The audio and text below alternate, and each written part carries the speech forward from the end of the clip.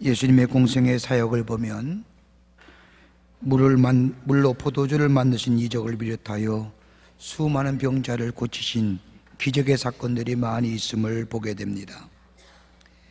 베드로의 장모의 열병을 낫게 하신가 하면 거라사의 광인 같은 귀신 들린 자의 귀신을 내어 쫓아주십니다. 한센병과 같은 예수님 당시에 하나님으로부터 저주받았다고 하는 병들도 예수님은 고쳐주십니다. 이러한 예수님의 사역들은 당시의 정황으로 보면 인간으로서는 도무지 불가능한 일이었습니다. 그러기에 기적이라 얘기하고 이적이라고 얘기합니다. 지금에 와서는 열병이나 한센병 같은 것은 약으로 치료가 가능하지만은 그러나 그 당시에는 쉽지 않은 병이었습니다. 이제는 인간들이 치료할 수 있는 병 가운데 하나가 되었지만 지금은 더한 병도 고치는 시대가 되었지만 예수님 당시에는 병 고치는 일이 쉬운 일이 절대 아니었습니다. 그런데 오늘 본문의 말씀을 보면 그 한계를 뛰어넘는 위대한 사건 하나를 기록하고 있습니다. 여러분 한번 생각해 보세요. 우리가 우리 병자를 위해서 기도하거나 약을 쓰거나 하면서 갖은 애를 쓰다가도 일단 숨이 끊어지면 맥박이 멎으면 모든 것 다 내려놓습니다. 더는 손을 쓸 수 없기에 우리네 풍속대로 뭘 쳐요? 병풍 쳐요. 병풍의 치는 의미는 이승과 저승의 세계를 갈라놓는 길이에요. 심장이 멎은 시신을 앞에 두고 살려보겠다고, 맥박이 멎은 시신을 앞에 두고 살려보겠다고 치료하는 어리석은 의사 선생님은 없을 거예요. 그러기에 죽음은 인간의 한계예요. 절망의 끝자락입니다. 심장이 따뜻하고 맥박이 뛸 때에 수술도 하는 것이고, 심장이 따뜻하고 맥박이 뛸 때에 약을 써보기도 하는 것이지, 심장이 멈추고 맥박이 멈추면 모든 것 다 끝이에요.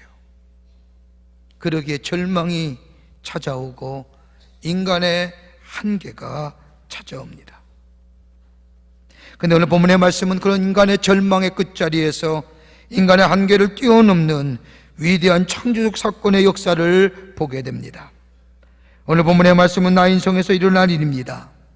나인이라는 이름은 지금의 네인이라고 불리워지는 마을의 이름입니다. 예수님의 공생기간에 두 가지의 예수님의 두 곳의 사역 장소가 있었습니다. 하나는 가버나움입니다. 거긴 주로 치유와 이적과 기적의 사건들이 일어났고, 또 하나는 갈릴리 호숫가입니다. 예수님이 하나님 나라의 복음을 전파하시며 처음으로 제자들 부린 곳도 갈릴리 호수요, 부활하신 후에 마지막으로 예수님이 찾아간 곳도 갈릴리 호숫가에 찾아가셔서 낙심과 절망 가운데 있는 제자들을 위로하고 격려하며 용기 주었던 장소도 갈릴리 호수입니다. 이 가버나움에서 병 고치는 사역과 기적과 이적의 치유를 사건을 하셨던 이 가버나움에서 이 나인이란 마을은 약 25마일, 우리나라의 거리로 환산하면 약 60km 정도 떨어진, 대략 한 35 내지 40km 떨어진 곳에 위치한 마을이 바로 나인입니다. 예수님께서 가버나움에서 행하신 치유의 사건들을 통하여 주변의 많은 사람들이 예수님의 치유의 소문을 듣고 예수님께 몰려옵니다. 오늘 본문 말씀에 읽은 것처럼 예수님이 움직이는 곳마다 수많은 사람들이 무리지어 예수님을 따라갑니다. 아마도 저들은 예수님의 입에서 나오는 하나님 나라의 복음이나 하나님 나라의 말씀을 듣기보다는 예수님이 행하신 기적이나 이적의 초자연적인 사건을 보며 그 흥분과 놀라움에 같이 경험하기 위해서 아마도 예수님을 따라다녔는지도 모릅니다. 이렇게 예수님이 옮기는 곳마다 수많은 사람들이 예수님을 따라다닙니다. 그 예수와 함께한 무리가 오늘 성경의 말씀에 보면 나인이라는 곳에 이르릅니다. 예수님은 생명의 주인입니다. 예수님 가시는 곳마다 절망이 바뀌어 소망이 되고, 한숨이 바뀌어 기쁨이 되며, 불안이 변하여 평강이 넘쳐나는 그 놀라운 이적을 행하신 삶, 그러기에 예수님이 움직일 때마다 생명의 행렬이 움직이는 겁니다. 기쁨의 행렬입니다. 그 생명의 행렬과 기쁨의 행렬이 나인성 어귀에 다다랐는데 가만히 보니 저 나인성 안에서 웬 큰 행렬이 그 나인성에서 밖으로 나오는데 가만히 보니까 죽음의 행렬입니다. 어둠의 행렬이요 관을 메고 상녀의 행렬입니다. 그 장래의 행렬은 다른 것이 아니라 그 마을에 과부가 한 사람 살았는데 과부의 외아들이 갑자기 죽은 겁니다. 일찍이 남편과 사별하여 그 아들 하나를 소망 삼고 기쁨 삼고 기대감이 살았는데 오릴머릴 병에 걸려 하루아침에 그 아들이 죽은 겁니다. 외아들만 보고 살아왔는데 그 아들이 죽자 이 과부는 목 놓아옵니다.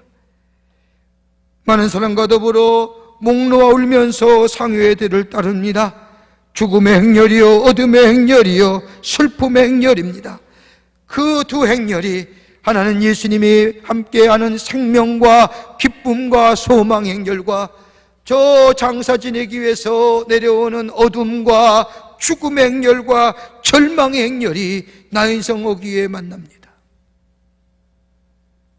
예수님이 그 행렬을 보시고 그 상녀의 걸음을 멈추게 하시고 목놓아 애통해하는 이 과부에게 다가가 울지 말라 하시며 관을 향하여 이렇게 외치십니다. 청년아 내가 내게 말하노니 일어나라. 그러자 청년이 일어나 관에서 나와 앉아 말하기도 할 때에 예수님은 그 청년을 그 과부에게 넘겨주었다는 것이 오늘 본문의 말씀입니다. 여러분 성경에 예수님께서 죽은 자를 살리신 사건이 세 번이 나옵니다. 하나는 죽은 나사로를 살리셨습니다. 나사로라 나오너라 할 때에 무덤에서 나왔습니다. 또 하나는 회당장 야이로의 딸을 살리셨습니다. 병상에 누워서 죽은 이 딸 달리다금 하고 소녀야 일어나라 라고 할 때에 그 소녀가 병상에서 일어나 새로운 생명을 얻은 놀라운 기적을 일으키십니다. 오늘은 또 하나의 사건은 오늘 본문의 말씀의 내용입니다. 관 속에서 나옵니다. 창조의 사건입니다. 기적의 사건입니다. 역사적인 사건입니다. 오늘 예수님이 계시는 곳에는 기쁨이 사라지고 슬픔이 사라져 기쁨으로 변하며 절망이 변화지고 소망이 생기며 어둠이 사라지고 빛이 임하는 이 놀라운 역사, 바로 예수님 계신 곳에 일어납니다. 오늘 본문의 말씀은 나인성의 과부의 아들을 살리신 기적의 사건이요 창조의 사건이지만은 이 사건 속에는 예수님이 누구신가, 이 땅에 오신 예수님이 어떠한 분인가, 이 하나의 사건을 통하여 예수님의 자기 계시적 성격이 나타나 있는 말씀이 오늘 본문의 말씀입니다. 오늘 처음으로 교회 오신 분들 계실 겁니다. 예수가 누구인지 모르신 분도 계실 겁니다. 예수라는데 도대체 예수가 어떤 사람인가 궁금해하신 분도 계실 겁니다. 오늘 본문의 말씀은 우리가 믿는 예수님, 십자가에 달려 돌아가셔서 우리에게 구원 주시고 약속하신 대로 3일 만에 부활하시어 우리에게 영생을 허락해 주신 구원의 주가 되시는 예수님, 그 예수님이 우리와 어떤 관계가 되고 우리에게 어떤 분인가, 오늘 본문의 말씀을 통해서 함께 은혜를 나누며 그 예수님을 통하여 우리 안에 큰 축복을 받는 귀한 시간 되기를 소망합니다. 첫째는 우리 예수님은 긍휼히 여기시는 분이라는 거예요. 긍휼히 여기시는 예수님. 오늘 13절 말씀을 보면 주께서 과부를 보시고 불쌍히 여기시고 울지 말라 하시고, 예수님의 자기 계시예요. 내가 어떤 사람인가 예수님의 이 짧은 말씀에서 보여주세요. 다름이 아니라 우리 예수님은 긍휼히 여기시는 분이라는 거예요. 다른 말로 말하면, 우리말로 쉽게 해석하자면 불쌍히 여기시는 분이에요. 불쌍히 여긴다는 말은 헬라어로 스프랑크니조마이라고 얘기하는데, 이 단어는 헬라어의 스프랑크논, 심장애라는 파생어예요. 다시 말하여 국률이 여긴다, 불쌍히 여긴다는 말은 다른 말이 아니라 심장이 움직인다는 겁니다. 예수의 마음이 움직인다는 겁니다. 불쌍히 여기는 마음으로 가슴이 벌렁벌렁거린다는 거예요. 여러분, 이런 것을 가리켜서 신학적으로 뭐라고 얘기하느냐? 수직적 사랑이라는 거예요. 여러분, 아비가 자식을 불쌍히 여기는 것 가만히 보세요. 여긴 조건이 없어요. 여러분의 자녀들 사랑하고 여러분의 자녀들 불쌍히 여기는 것, 여러분 조건이 있어야 하는 분 아무도 없을 거예요. 내 자식이기에, 그저 내 자식이기에. 여러분, 수평적 사랑에는 따지는 것 많아요. 내가 좋아할 때만이 사랑을 베풀 수 있고, 내가 잘할 때만이 내가 그에게 친절함을 베풀 수 있고, 저가 내가 잘할 때만이 나와 같이 긴밀한 신뢰 관계를 만들어갈 수 있어요. 그러나 수직적 사랑은, 그 위에서 아래로 내려오는 사랑은 조건 없어요. 잘해도 사랑합니다. 잘못해도 사랑해요. 건강해도 사랑해요. 병들었어도 사랑해요. 이게 수직적 사랑입니다. 이게 국률이 여긴다는 겁니다. 여러분, 오늘 성경 말씀을 보세요. 예수님의 병 고치는 사역 가운데 한 가지 공통점이 있어요. 두 가지의 예수님의 마음에 두 가지의 것들이 생기면 모든 역사가 일어나는데, 하나는 뭐냐? 믿음이 있으면 하나님의 역사가 일어나고, 또 하나는 뭐냐? 예수의 마음이 불쌍히 여기는 순간에 기적의 역사가 일어나요. 긍휼히 여기는 마음, 수직적 사랑의 마음이 있을 때에, 거기에 예수의 마음이 움직여질 때에 기적의 역사가 일어나요. 여러분, 우리의 기도도 그러한 거예요. 간절함이 있느냐 이거예요. 하나님의 마음을 움직일 만한 간절함이 내게 있느냐. 여러분, 기도할 때, 특별히 다른 사람을 위하여 중보기도할 때에 불쌍히 여기는 마음 가지고 가슴이 뜨거워지고, 저의 아픔이 나의 아픔이 되고 저의 슬픔이 나의 슬픔이 된 것처럼 감정의 이입 가지고 저를 위하여 간절한 마음으로 중보기도할 때에 거기서 역사가 일어나며, 그 역사가 내게도 역사하는 놀라운 축복을 경험하게 됩니다. 간절함이에요.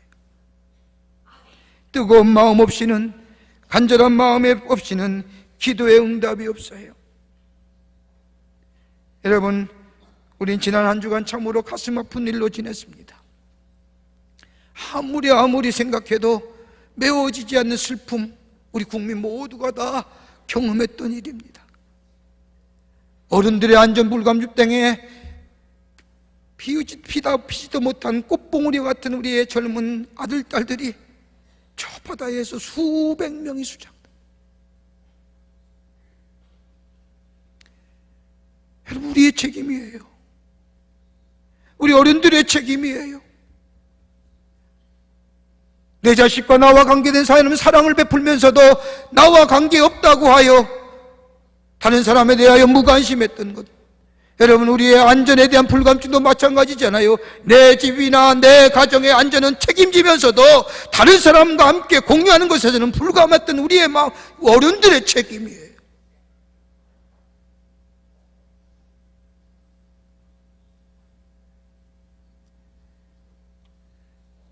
이 어른들의 안전 불감증 때문에 우리의 사랑하는 자들이 죽었어요. 이 사건을 보면서 모두가 안타까워하는데, SNS나 그 밖의 것들을 통하여 비하하며 조롱하며 우스갯소리로 삼는 사람들, 여러분, 그런 거 있는 사람들 양심에 화인 맞은 자예요. 같이 애통하면 애통해야 하고 슬퍼하면 같이 슬퍼해야 될 터인데, 하늘나라로 간 어린 영혼들 위해서, 자식을 잃고 슬픔에 잠겨있는 유가족들을 위해서, 희생자의 가족들을 위해서 함께 슬퍼하며 저들의 슬픔이 내 슬픔이 된 것처럼 같이 슬퍼하며 우리 그리스도인으로서의 기도할 수 있는 충보의 기도자 되는 것, 여러분, 거기에 역사가 일어나며 거기에 위로함이 있으며 거기에 새로운 창조의 역사가 일어나는 거예요. 나와는 상관없기에, 내 자식이 아니기에 불쌍히 여기는 마음, 애통하는 마음 없는 자. 오늘 예수님은 자식을 잃고 하나밖에 없는 자식이. 그가 나의 기대고 그가 나의 소망이며 그게 나의 기쁨이에요. 그가 나의 미래예요. 하루아침에 죽었어요. 그 아들을 장례짓기는 이 어머니의 마음이 어떻겠어요? 그 앞서 보내는 아들의 죽음 앞에 뒤따라가며 목 놓아 옥는 이 어머니에게 예수님은 찾아가 주셔서, 예수님은 이 과부는 도와달라고 하지도 않았어요. 불쌍히 여겨달라고 하지도 않았어요. 그 슬픔을 아시고 그 과부의 아픔을 같이 하시며 다가가 울지 말라 하시며 저를 위로하시고 새로운 창조의 역사를 일으키는 긍휼히 여기시는 우리 예수님, 그 예수님 오늘 우리의 마음속에 모시고 사는 인생 될 때에 주의 위로가, 주의 함께 하심이, 함께 아파하고 슬퍼하시는 주님의 동행하심이 우리에게 큰 위로가 될 뿐만 아니라 그 주님이 있는 우리의 삶, 새로운 창조의 역사가 일어나게 될 줄 믿습니다. 두 번째는 오늘 본문에 주는 또 하나의 귀한 예수님의 짝이 계신 우리의 예수님은 위로자가 되어주신다는 거예요. 위로자가 되어주시는 예수님. 13절 말씀을 보면 예수님이 과부를 불쌍히 여겨 다가가시사 뭐라고 말씀하세요? 울지 말라. 눈물 흘리는 과부에게 울지 말라 하시며 위로해 주세요. 여러분, 눈물이 무엇이에요? 눈물이 무엇입니까? 여러분, 눈물이란 만물이 막힐 때 터지는 것이 눈물이에요. 말로 표현할 수 없을 때에 어떤 벅찬 감격이나 슬픔에 휩싸였을 때에 자연스럽게 나오는 반응이 눈물입니다. 여기에는 통역이 필요 없어요. 여기에는 설명이 필요 없어요. 눈물 그 자체가 완벽한 표현 그 자체예요. 아들에게 기대를 가지고 소망을 가지고 저 아들이 내 기쁨이었는데 아들이 사라지자 그의 시신을 관에 묻고 뒤따라가며 목 놓아오는 이 과부의 눈물, 여러분, 표현 그 자체예요. 절망 그 자체예요. 그의 한이 섬겨져 있는 눈물이에요. 그의 마음속에 다 잃어버린 어두움에 가득 찬 눈물이에요. 여러분, 인생을 시작할 때 뭐로부터 시작해요? 웃음으로요? 아기 태어날 때 웃는 웃으며 태어난 아기 봤어요? 헤헤 하고요? 하나도 없어요. 와! 눈물로 시작해요. 인생의 마지막 뭐로 끝나는 줄 아세요? 임종의 순간을 보면 눈가에 이슬 맺혀 돌아가서, 예수 믿는 분이면 부활의 영원한 생명의 약속이 있기에 하나님 나라에 간다고 하는 전 기쁨의 잔잔한 미소를 머금고 편안하게 죽지만, 돌아가시지만 눈가에는 잔잔한 이슬 맺혀요. 어떻게 보면 우리의 인생은 눈물로 시작해서 눈물로 끝나는 인생이라고 해도 과언이 아니에요. 이렇게 본다면 눈물 절대로 부끄러워할 것 아니에요. 감추일 것 아니에요. 울면 지는 것이라고, 울면 안 돼 뭐 이런 노래하며, 우는 건 약한 모습이요, 우는 건 지는 것이요, 우는 건 나약한 모습이라고 얘기합니다만 여러분, 아니에요. 눈물만큼 진실한 것, 통역이 필요 없고 성명이 필요 없는 것. 여러분, 일제강점기에 고달픈 신앙생활하던 우리의 조상들 가만히 보세요. 우리의 믿음의 조상들 예배당에 모이면 울었어요. 하나님 앞에 무릎을 꿇고 통성기도하려고 하면 통성의 기도가 통곡의 기도가 되어 울음바다가 됩니다. 나라의 어려움이 있을 때마다, 개인의 어려움이 있을 때마다 우리 신앙의 조상들은 교회와 눈물의 기도를 드립니다. 그래서 예배 시간이 되면 눈물바다가 되는 것 다반사였습니다. 말씀을 들으면서 은혜를 받고 오는 것이 아니라 인생의 무거운 짐이 너무너무 버거워 그 슬픔과 한을 주님께 풀어놓으며 눈물로 웃는 거예요. 예수의 이름을 부르면서 웁니다. 찬송하면서 울고요, 기도하면서 웁니다. 서로 붙잡고 기도하면서 너나 나 안 할 것이 웁니다. 그러면서 위로를 받습니다. 주님의 손길을 체험합니다. 그 힘 가지고 나아가 험한 세상 헤쳐나가서 그래서 우리 웁니까? 울면 지는 것이라고. 속으로는 약하고 약한 사람이 겉으로는 강한 체 하잖아요. 아무리 마음에 감동이 와도, 아무리 마음에 슬픔과 애곡함이 있어도 울지 않아요. 감정이 메말라 버렸어요. 눈물이 말라 버렸어요. 그러니 주님의 위로하심이 어디 있어요? 교회 나와서 말씀을 들어도, 찬송을 들어서 끔쩍 안 해요. 감동도 안 해요. 눈물이요 나오지도 않아요. 주님의 위로하심이 필요 없는 거예요.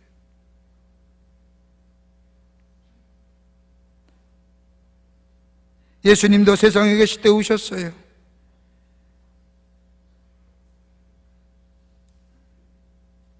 그러기에 성경 마태복음 5장 4절의 말씀을 보면 애통하는 자는 복이 있나니 그들이 위로 안 받을 것이요. 애통하는 자, 슬픔 가진 자, 하나님 앞에 나와 그 슬픔에 울며 하나님 앞에 자신의 모든 것을 내어놓으며 하나님만의 도움을 구하는 그 애통하는 마음속에 주님이 같이 슬퍼하시고, 그 슬퍼하실 뿐만 아니라 울지 말라 하시며 위로자가 되어주신다는 거예요. 하나님만이 위로자 되어주시는, 이거보다 더 큰 위로가 어디 있습니까? 아들 잃은 과부에게 주님은 오셔서 울지 말라 하시며 상어의 손을 대시는, 인생 무상이니 자식이 없는 셈 치고 혼자 잘 살아가도록 힘써라, 이렇게 말씀하신 거 아닙니다. 적당한 말로 위로하신 것이 아닙니다. 찾아와 주셔서 관에 손을 대시고 청년을 향하여 청년아, 내가 내게 명하노니 일어나라 라고 해결자 되어주시는 거예요. 우리의 슬픔의 해결자는 누가 되어주시느냐? 오직 예수님밖에 없는 줄 믿습니다. 주님이 위로해 주시는, 세상의 것들은 말로, 세상의 것들은 없는 말로 위로하는 것 같지만 진정한 우리의 위로가 되지 못하고 우리의 삶의 슬픔의 해결자 되지 못하지만은 우리 주님이 우리와 함께 계시면, 은혜 가운데 우리가 주님을 만나기만 하면 우리 주님은 울지 말라 말씀하실 뿐만 아니라 우리의 슬픔에, 우리의 한숨에, 우리의 절망에 해결되시어 새로운 창조의 역사를 일으켜 진정한 위로자로 우리와 함께 해 주실 줄 믿습니다. 우리 예수님이에요. 끝으로 우리 예수님은 권세자가 되어 주십니다. 권세자가 되시는 예수님입니다. 오늘 본문 14절의 말씀을 보면 이 과부에게 말씀하기를 같이 울지 말라 말씀하시고 그것으로 끝나는 게 아닙니다. 가까이 가서 관에 손을 대시니 맨 자들이 서는지라, 장래 행렬을 멈추게 하십니다. 여러분 가만히 보십시오. 죽음의 행렬입니다. 다 엄숙합니다. 반발도 입술뿐한데 예수님이 저들의 행렬을 멈추게 하자 저들을 멈춥니다. 당신이 누구신데 멈추게 하는 것이요? 낯선 사람이 왜 남의 장례를 방해하는 것이요? 라고 말할 법도 한데 저들은 아무 말도 안 하고 예수께서 멈추게 하시니 그 자리에서 멈췄습니다. 이유도 모릅니다. 예수께서 멈추라 하시니 무조건 멈춘 겁니다. 그리고 가까이 오셔서 관에 손을 댑니다. 그리고 대화 없이 관을 향하여 명령하십니다. 주위의 사람과 의논하지 않았습니다. 내 소원이 무엇이냐? 얼마나 슬프냐? 죽은 아들이 몇 살이냐? 언제 죽었느냐? 왜 죽었느냐? 이렇게 묻지 않으셨습니다. 여러분 가만히 보세요. 하나님의 창조의 역사는 하나님이 우리에게 가까이 오셔서 우리의 슬픔을 아시고 함께 슬퍼하시며 우리에게 위로해 주시며, 그 다음에 어떤 역사요? 누구도 대화 없이 우리에게 묻지도 아니하시고 우리의 것을 아시고 창조의 역사를 일으키시는 분이 우리 예수님이라는 거예요. 보세요. 창세기에 나오는 창조의 사건 보세요. 하나님이 세상을 창조하실 때 누구랑 대화한 적 있으세요? 예, 오늘은 좀 하늘을 좀 만들어 볼까? 어떻게 생각해? 절대 그런 얘기 안 했어요. 하나님의 빛이 있으라 하며 빛이 있었어요. 하늘과 궁창을 있게 하셨어요. 누구도 대화하지 아니하시고 누구도 의논하지 않으셨어요. 여러분, 창조적인 사건은 대화 없이 일어나는 거예요. 오늘도 가만히 보세요. 예수님이 저 죽은 자 청년의 관을 향하여 아무 말씀하지 아니하시고 다가가 청년아 내게 명하노니 일어나라. 여러분, 그러자 청년이 관을 열고 일어나 앉아서 말하기도 했다는 겁니다. 무슨 말씀이에요? 우리 예수님은 산 자의 예수님일 뿐만 아니라 죽은 자의 예수님도 되신다는 거예요. 만물의 창조도 되시고 영원부터 계시며 영원 전까지 계셨던 알파와 오마가 되시는 예수님, 그 예수님은 산 자의 예수요 더 나아가 죽은 자의 예수라. 다시 말하면 생명의 주인 되시는 겁니다. 산 자만 살린 것이 아니라 죽은 자도 살리시는 예수님, 죽음을 단 한순에 단 하나의 병으로 가정으로 단 하나의 병으로 생명의 가정으로 모시고 저 죽은 자도 일으키시는 말씀의 능력과 말씀의 권세를 가지신 그 예수님, 그 생명의 주인 되시는 예수님을 우리에게 보여준다. 유명한 정신의학자인 톰 해리스라고 한 사람이 쓴 책 가운데 여러분도 한 번씩 읽어보신 줄 압니다만은 I am okay and you are okay라는 책이 있습니다. 그 책에 보면 인간은 변하지 않는데, 변하기 싫어하는 것이 인간인데 세 가지의 상황이면 인간은 변한다는 거예요. 하나는 뭐냐? 현재 상황이 너무 괴로울 때 인간 변해요. 여러분 가만히 보세요.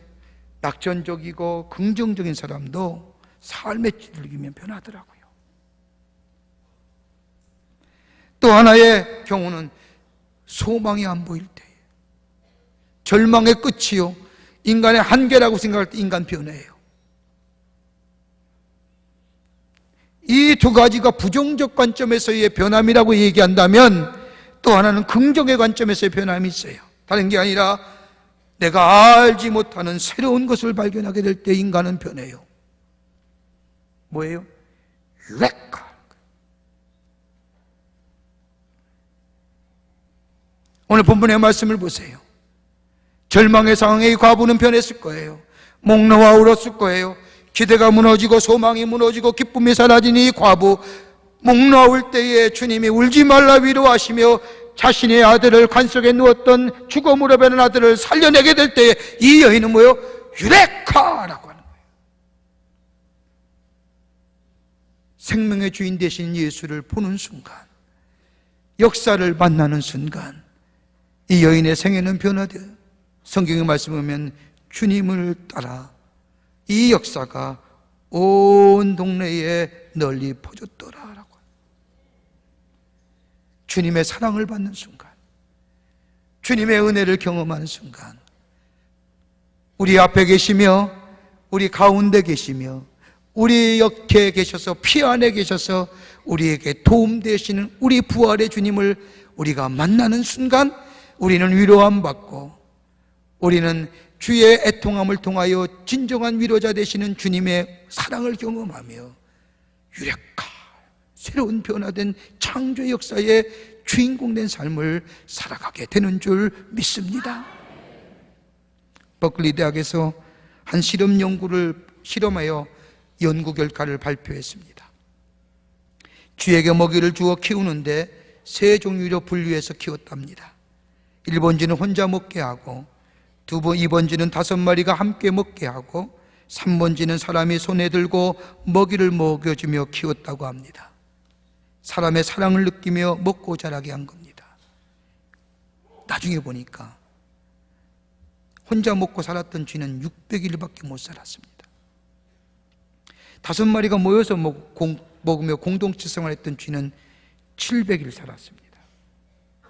사람의 사랑을 느끼며 먹게 한 쥐는 무려 950일을 살았습니다.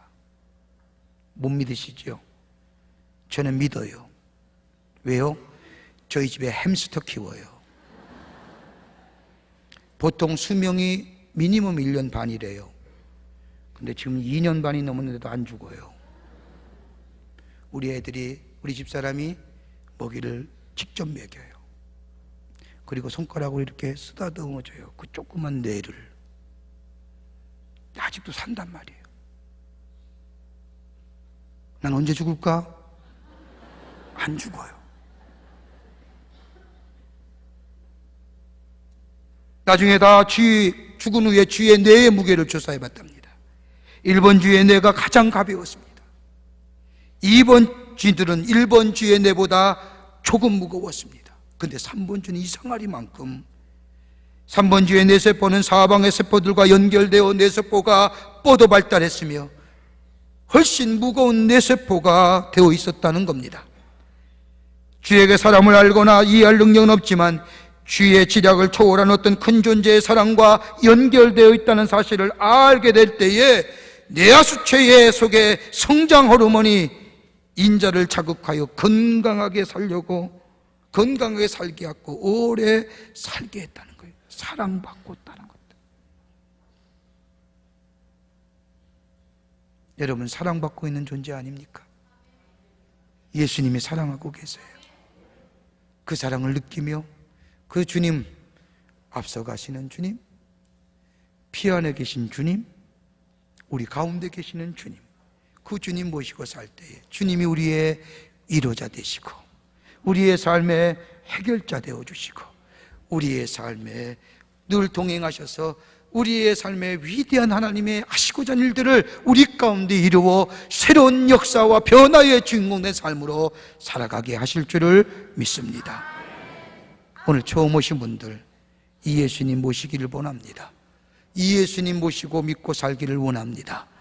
거기에 여러분의 삶에 새로운 역사가 일어나게 될 줄 믿습니다. 이 예수님 모시고 새로운 변화와 역사의 주인공 되는 여러분과 저와 되시기를 주의 이름으로 축원합니다. 사랑의 주님, 죄로 말미암아 죽을 수밖에 없는 저희들 구원하여 주셔서 하나님의 자녀 되게 하심에 감사합니다.